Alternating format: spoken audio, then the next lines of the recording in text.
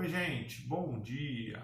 Continuando aí os nossos estudos, a ideia é falar um pouquinho para vocês hoje sobre geologia e geomorfologia do Brasil, mais especificamente sobre as pessoas que estudaram geologia e geomorfologia do Brasil e o impacto disso aí na vida de vocês, tá?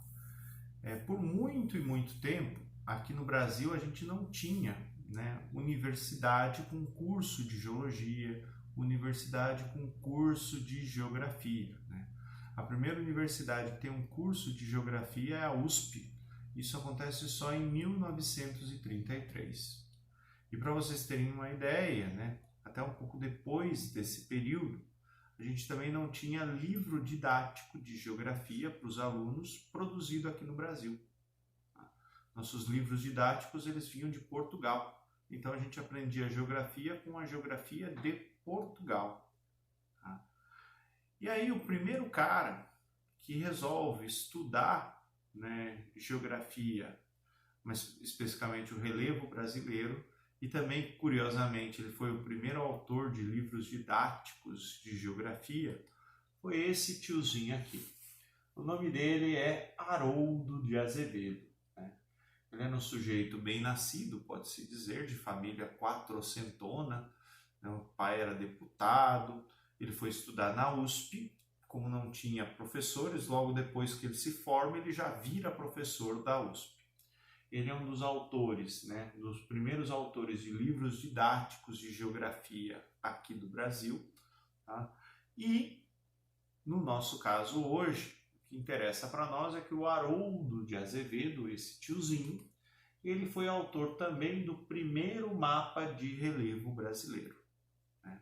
Ele fez esse mapa por volta aí de 1940.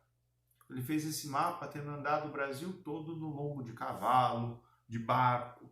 Lembre-se que avião não era um negócio tão comum nessa época. Lembre-se também que satélite não existia nessa época. Então ele coleta ali uma série de impressões sobre o relevo brasileiro, coloca isso num mapa. Né?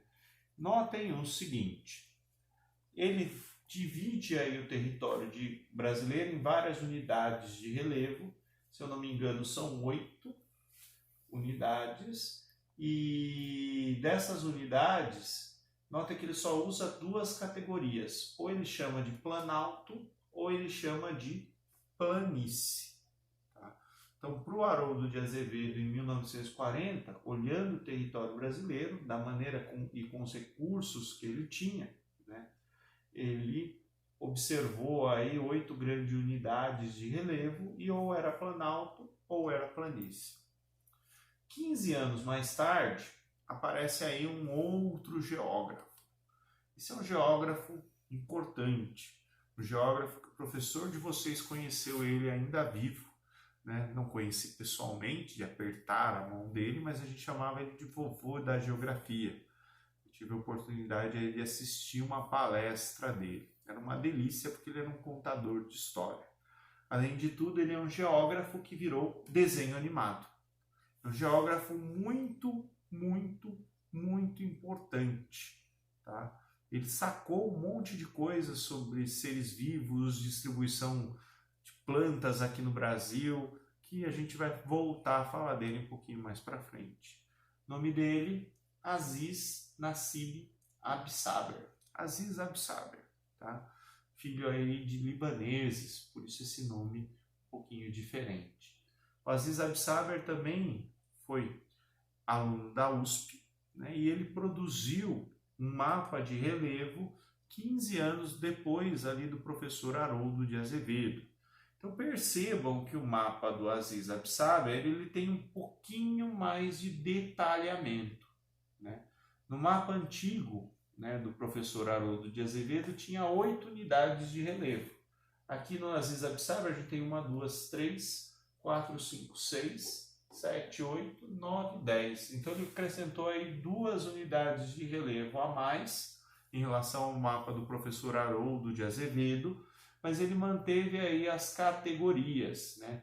Ou ele chama os lugares de planície, ou ele chama os lugares de planalto.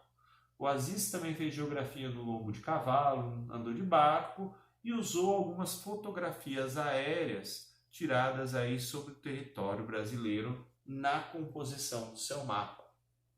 E por fim, na década de 90, aparece o professor Jurandir Ross. Eu peguei duas fotos, o Jurandir ainda está vivo, tá?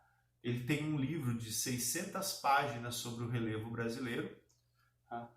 E o professor Jurandir, ele concebeu o que hoje é o mapa mais completo do relevo brasileiro, tá? É um pouquinho, né, assim, tem muitos números, né? Mas percebam que o nível de detalhamento que ele tem é muito maior, porque ele já pôde usar tecnologias um pouquinho mais modernas, como satélites, para observar aí o território brasileiro e as diferentes características. Notem que o professor Jurandir, ele encontrou 28, né, regiões aí, locais de relevo diferente no Brasil, tá? E ele, diferente dos seus antecessores, ele encontrou alguns lugares que ele não sabia ao certo como definir, tá? Eram lugares que ora tinham características de planície, ora tinham características de planalto. Por exemplo, ali se encontrava, né, rochas cristalinas e rochas sedimentares. Eram lugares onde tinha erosão e sedimentação ao mesmo tempo. Então, ele resolveu chamar esses lugares de depressões. Então, ele criou uma categoria que é chamada depressão relativa. Tá? Acho que vocês se lembram disso aí do ano passado. De qualquer forma, o mapa do professor Jurandir, ele é o mais detalhado que a gente tem do relevo brasileiro. E, olhando assim, eu tenho um pouquinho de dificuldade, né, de falar se no Brasil tem mais planalto ou mais depressão. Mas eu li as 600 e poucas páginas do livro do professor Jurandir e eu posso garantir para vocês que, segundo Jurandir Ross, a maioria do território brasileiro predomina o que a gente chama aí de depressões. É isso, gente. Até mais.